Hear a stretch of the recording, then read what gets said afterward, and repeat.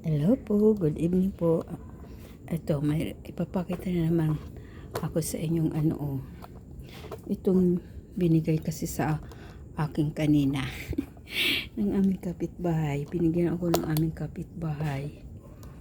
Kala ko kung sino yung tinatahulan ng aming aso eh. Ayan, yung kapitbahay namin dito. Ayan, binigyan ako kanina. Gabi na. Bago mga alas 6. Ayan. Oh. Ayan, saba. Ayan, tinan mo naman yung saba. Ang pusok-pusok, Ang pusok ng saba. Ayan, Ang pusok ng saba. Ang laki, Ang laki ng saba, Ayan, Yan, may tali pa, Ayan. Ang pusok-pusok. Hinog na. Kasi, tinalan daw siya ng anak niya. Tapos, ayan, sabi gusto niya mag-share ng blessings sa, ayan nga. Kaya, binigyan ako ng blessings. Ganito yung gusto kong sabay. Yung hinahanap ko ba, yung pusok na pusok ba, yung matigas talaga, yung pagkapusok niya, Hindi yung kalahati pa lang yung laman, kinukuruhan na. Ito talaga sariling tanim eh. Ayan. Kaya ito, na lang. Naman siya, kumbaga, pag naumay na rin naman kasi kami sa sa banana Q, lagi na lang prito-prito. Na lang, bukas, kakainin lang ng hinog, yung iba kakainin kasi di ba masarap din naman to, potassium to eh. Ito, masarap naman to kainin kasi na siya, maasim na pag sinaing. Ayan, ang laki, tingnan ko nga, matikman nga isa. Kasi yun, tingnan mo, malambot na nga, ayan, tikman nga, kainin. Ayan, sarap to eh.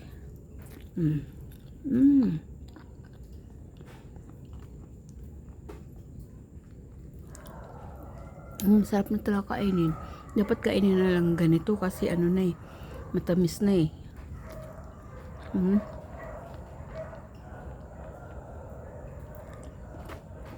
Kumbaga hinog na nga eh.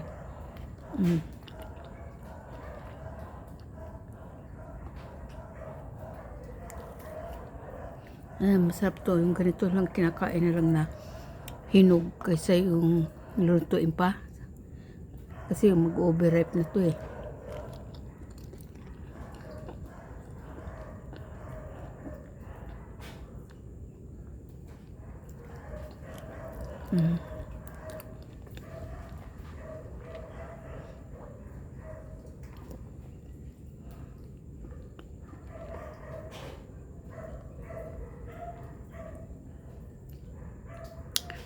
Ayan, naubos ko na isa.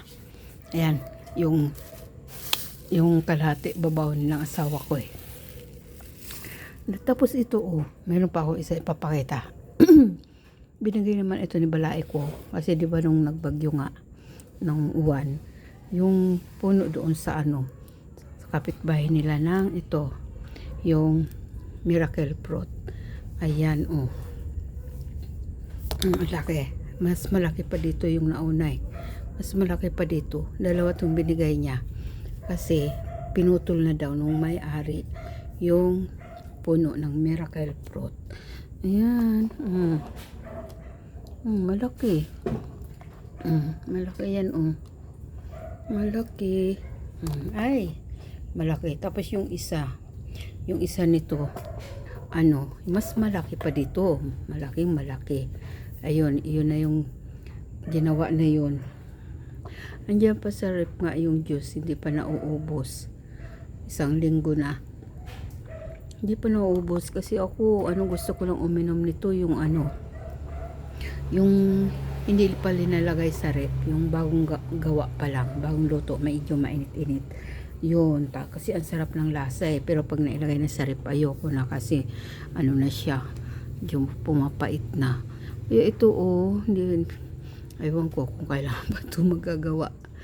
Yan, dito lang muna yan. Ayan lang. Ito ang miracle fruit. Ang tawag dito, miracle fruit. Ayun na ba, di ba yung may pinakita na ako sa inyo na yung ginawa namin na linuto na yung katas, yung kulay violet na para ng siya, wine na wine na kulay ube. Ayan po, masarap ang lasa nito. Ang nito nung nag-irinom kami nito, talaga, nakakapagpalinis siya ng tiyan. Ayun, kapag linis siya ng tiyan. Kaya lang pagka yung halimbawa, napadami naman inom mo sa isang araw, ayan, talagang balik-balik ka talaga sa CR.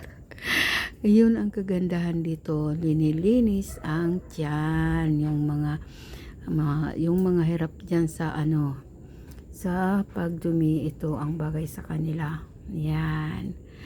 Yan po. Tapos, nakakatuwa kasi, ito palang ko, yung ang asawa ko, ayan, inuwi niya yung isang makina dito sa bahay. Kasi may tanggap siya na, mga isa estudyante sa Lasal. Tapos mga daw yun, pang OJT na uniform, pang OJT nila na gagamitin sa December. Tapos ayun, marami siyang tanggap. Ayun, kaya inuwi niya dito yung isang makina, at pag gusto niyang gawin yung mga necktie, dito na lang niya gagawin sa bahay. I-OOT niya sa gabi. Tapos kung natuwa nga ako kasi ako rin rin ako kung meron akong gustong dyan, yung sikipa na damit ko, ayan, meron akong magagamit na makina. Marunong din naman ako manahi. Marunong din ako manahi. Pero hindi ako tulad nung na asawa ko na cut and sew.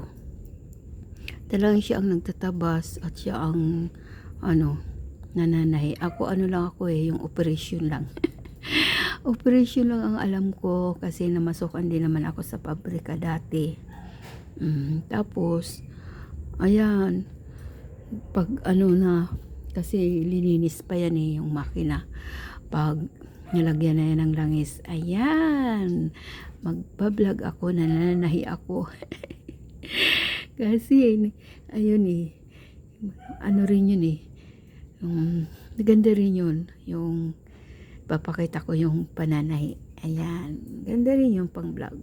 Ang nanahi ang lola nyo. Ayan, inuwi niya yung isang high speed. Kaya wala pa kasi akong iba pang mga lakad-lakad Kaya ito muna, ganito muna, kung lang muna pwede ipakita. Ayun muna ipapakita para may ko sa may bang tawag dito, may upload diba? Ayun nga lang kunting-kunti na nga lang yung kulang ko para ma-reach ko na yung 4K. Na lang, nasa 10 na lang, 10. Diba? Kasi yung suma noon, diba? Yung nasa 240. Ano ba yun?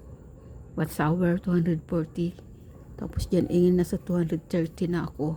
Hindi ko lang parang 10. Hindi ko lang alam kung makapasa na yan ngayong buwan ng November. Kung makuha ko na yung kulang pa na 10 para maging eligible na ako. Mag-apply for monetization. Tagal din tagal ko rin talaga yan tagal din pala talaga mapunuan yung yung 4K watts hour, lalo na kung yung mga tulad ko na lang, pasimple-simple lang. Hindi naman talaga nakapokus kung kailan lang may time, doon lang. Kaya ayun lang, na lang, talagang hindi talaga ako tumitigil kahit matagal. Talagang gusto ko talaga na makumpleto ko yan, na ma-monetize ang channel ko. Kasi pag na-monetize na yan, tsaka na ako kikilos kung paano magkaroon ng ano, yung konting kita. O doon ako magkakaroon ng idea kung ano ang aking dapat gawin. Mabuti nga tinutulungan ako ng aking dalawang anak eh.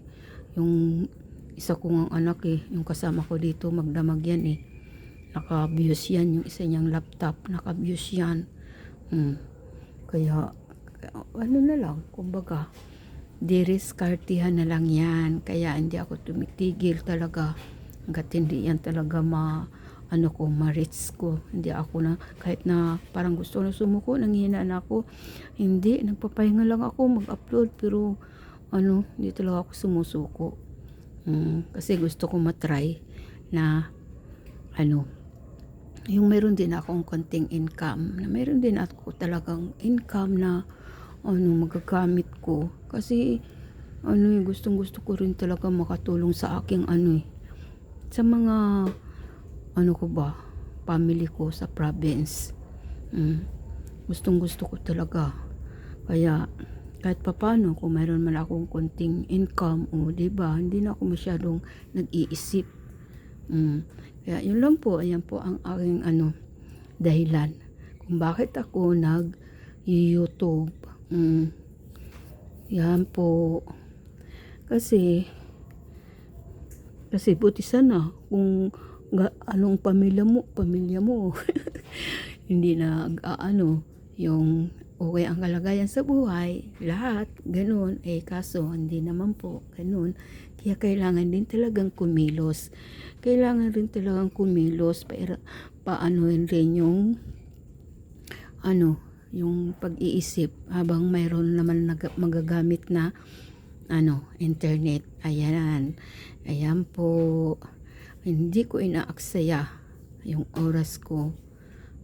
Kasi kung sa pananahi, kaya ko pa naman kumita sa pananahi. Kaya lang, syempre, ayaw na ako ng asawa ko na papagtrabahuin pa. Kaya, dito na lang ako sa bahay, nag-aalaga ng aking apo, ng aming apo. Diba, maganda ng libangan yun, nandito ka lang sa bahay, tapos kung meron ka pang konting income, diba, maganda. Yan po, kasi siyempre malakas pa naman ako eh. Kumbaga, kaya ko pa naman ang katawan ko, ang isip ko, kaya ko pa naman patakbuhin. Kaya ayan po, hindi ko inaaksaya ang aking panahon. Yan lang po. Ayan, ang lola nyo na naman, wala namang ginawa, kwento-kwento. Ganun talaga ang life, enjoy lang, wag masyadong nagpo-focus sa ang seryoso, na para bang lagi na lang nakasimangot, lagi may problema, nag-iisip. Ay nako, sakit lang abutin pag ganyan. Kaya enjoy na lang, mag-enjoy na lang. Libang-libangin na lang ang sarili. Diba? Magdasal para makaiwas sa mga sakuna nangyayari sa mundo, sa bansa. Makaiwas sa mga mga problema, mga ganyan, kalamidad. Yan po, yan lang po. Thank you for watching po. Bye bye. God bless us all. See you on my next video po. Thank you for watching.